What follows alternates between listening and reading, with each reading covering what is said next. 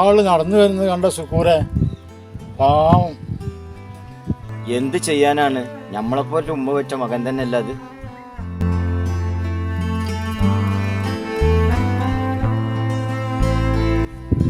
അതെ, ഒന്നിക്കലെ വീട്ടിൽ നിന്ന് ഇറങ്ങിപ്പോകുന്നത് സുഖമില്ലാതെ, അല്ലെങ്കിൽ വീട്ടിൽ നിന്ന് ഇറക്കി വിട്ടത്.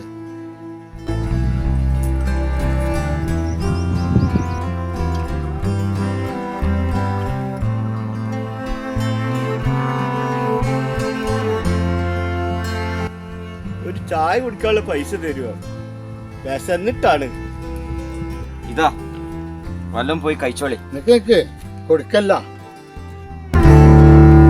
ഒരു 100 ഉറുപ്പ്യല്ല എൻ്റെ കോയപ്പോ. നമ്മളൊരു ദിവസം എത്ര ഉറുപ്പ്യ ചെലവാക്കണേ? നാളെ നമ്മളുടെ അവസ്ഥ എന്താന്ന് നമുക്കറിയോ? കൊടുക്കുന്നോണ്ടല്ലേ സുക്കൂറെ, അയാൾക്ക് ഇപ്പൊ വേണ്ട ഭക്ഷണമാണ്. ആദ്യം അതാണ്ട് വാങ്ങിക്കൊടുക്കുക.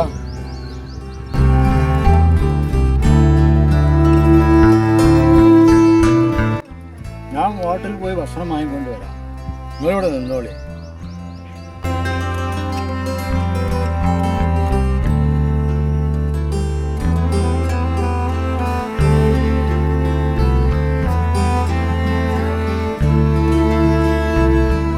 നിങ്ങൾ വരി, നമ്മള് ഇവിടെ പോയിട്ട് താണ്ടത്ത് ഇങ്ങോട്ട് വരും.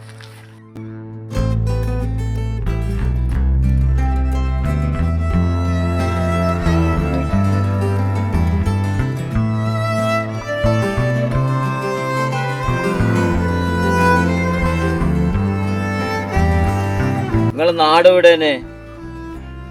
നിങ്ങളെ പേരെന്താണ്?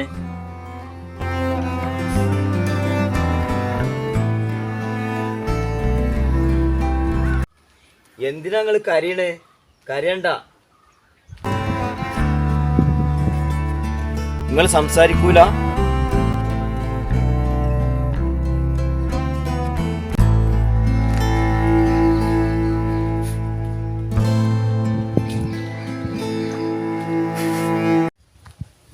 ഈ ഭക്ഷണമാണ് കഴിച്ചോടി.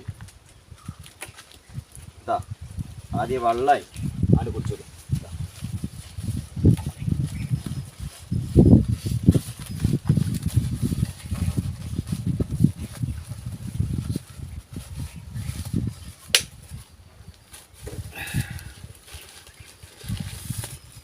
ചോറ് ചോറ്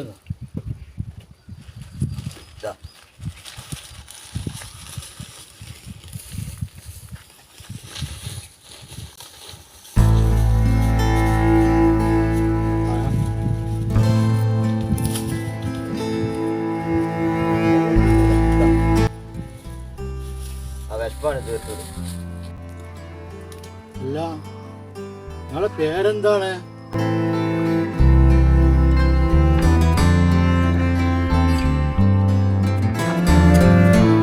കോയപ്പോ നാടും വീടൊക്കെ ഞാൻ ചോദിച്ചതാണ്, പക്ഷെ അയാൾ മുണ്ടണില്ല. അപ്പൊ ഓമയാവും, പാവം. കോയപ്പോ താളം തെറ്റിയാൽ എല്ലാവരും അവസ്ഥ ഇതന്നെ ആയിരിക്കും, പിന്നെ ആർക്കും മാണ്ടാതാവും. ശരിയാണ് സുക്കൂറെ, ആരോഗ്യവും പണവും ഉണ്ടെങ്കിൽ എല്ലാവരും ഉണ്ടാവും, അതില്ലെങ്കിൽ ആരും ഉണ്ടാവൂല. ഇതൊക്കെ കാണുമ്പോൾ ഹൃദയം പൊട്ടാണ് കോയപ്പോ. പാപ്പിമ്മി ജീവിച്ചിരിപ്പുണ്ടെങ്കിൽ അവർക്കല്ലേ ഇതൊക്കെ കാണുമ്പോൾ വേദന ഉണ്ടാവുള്ളൂ. ഭാര്യക്കും മക്കൾക്കും അത്ര തന്നെ ഉണ്ടാവുമല്ലോ.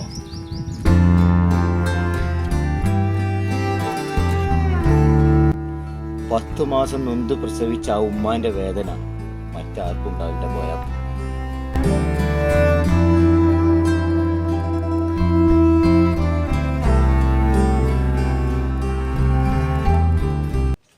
മൂപ്പര് കരയാനാണ് കേട്ടാ.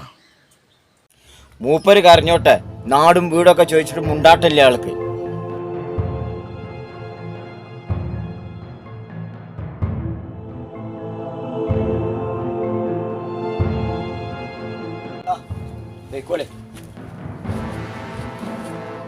അയാൾ അങ്ങനെ പറഞ്ഞു വിടല്ല. അയാള് മാനസിക രോഗിയാണ്, അയാളെ പിടിച്ച് കെട്ടിയിടണ്ട. ഇജ്ജ് പോരെ. മാനസിക രോഗിയല്ല ഞാൻ, മാനസിക രോഗിയല്ല ഞാൻ, മാനസിക രോഗിയല്ല.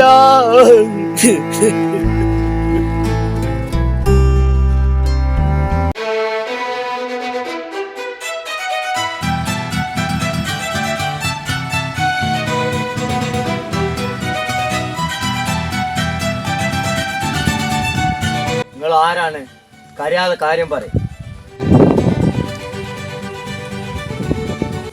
എൻ്റെ സ്ഥലം മൈലപ്പാടം, എൻ്റെ പേര് മണി. എനിക്കിങ്ങനെ ഒരു വേഷം കെട്ടേണ്ടി വന്നതാണ്. അതിന് എന്തിനാണ് ഈ വേഷം കെട്ടിയത്? ഞാനൊരു പ്രവാസിയായിരുന്നു. നല്ല ശമ്പളം, നല്ല ജോലി. എൻ്റെ ഭാര്യയും മക്കളും എൻ്റെ കൂടെ ഉണ്ടായിരുന്നു.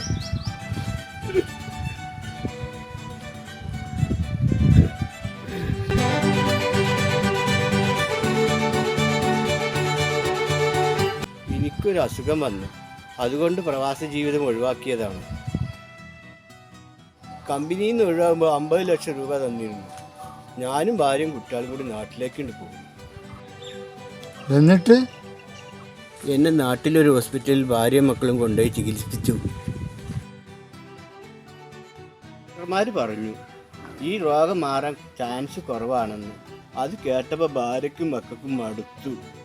അപ്പൊ നിങ്ങളുടെ സമ്പത്തൊക്കെ ഭാര്യയുടെ പേരിൽ.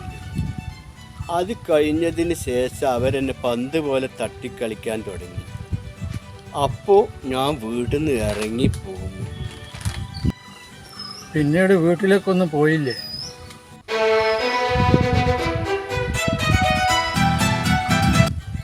ഒരിക്കൽ ഞാൻ പോയി. അപ്പോൾ ഗേറ്റ് പോലും തുറന്നില്ല. പിന്നീട് ഞാൻ അങ്ങോട്ട് പോയിട്ടേനില്ല. അതിന് ഈ വേഷത്തിൽ നടക്കണ? കുളിച്ച് താടി മുടിയൊക്കെ വെട്ടി ഒരു മനുഷ്യനെ പോലെ നടന്നൂടെ? മാറ്റി ഉടുക്കാൻ ഒരു ഡ്രസ്സ് പോലുമില്ല. വിശക്കുമ്പോൾ ആരുടെയും കൈ നീട്ടും. അവർ എന്തെങ്കിലും തന്നാൽ അതുകൊണ്ട് വിശപ്പടക്കും. നിങ്ങൾ ഒന്നുകൊണ്ടും പേടിക്കണ്ട. നിങ്ങളെ ഒരു ഹോസ്പിറ്റലിൽ കൊണ്ടുപോയി പോകണം. ഞങ്ങളുടെ കൂടെ പോരും. നിങ്ങൾ കൊണ്ടുപോയിട്ട് കാര്യമില്ല. എൻ്റെ രോഗം മാറൂല. തീരുമാനിക്കേണ്ടത് നിങ്ങളല്ല. രോഗം തരുന്നതും ദൈവമാണ്, അത് മാറ്റാനും ദൈവത്തിന് കഴിയും. ഞാൻ നിങ്ങളെ കൂടെ പോരാം. ഞാൻ മരിച്ചാൽ എൻ്റെ വീട്ടുകാർക്ക് വിട്ടുകൊടുക്കരുത്.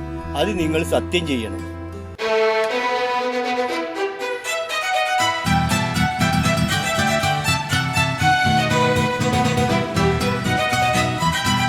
ഇല്ല, നിങ്ങളെ വീട്ടുകാർക്ക് വിട്ടുകൊടുക്കില്ല.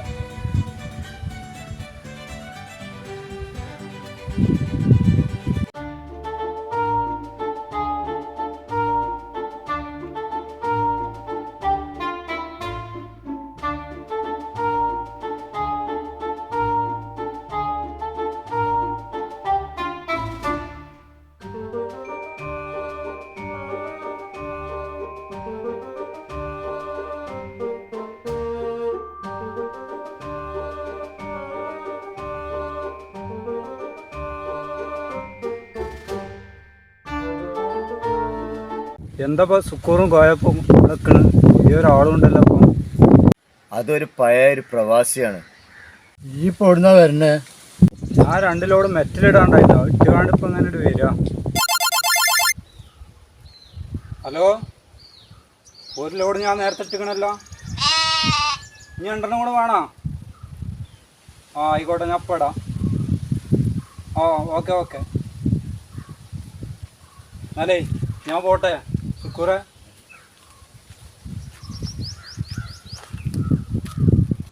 എങ്കിൽ ഞാൻ വരാം.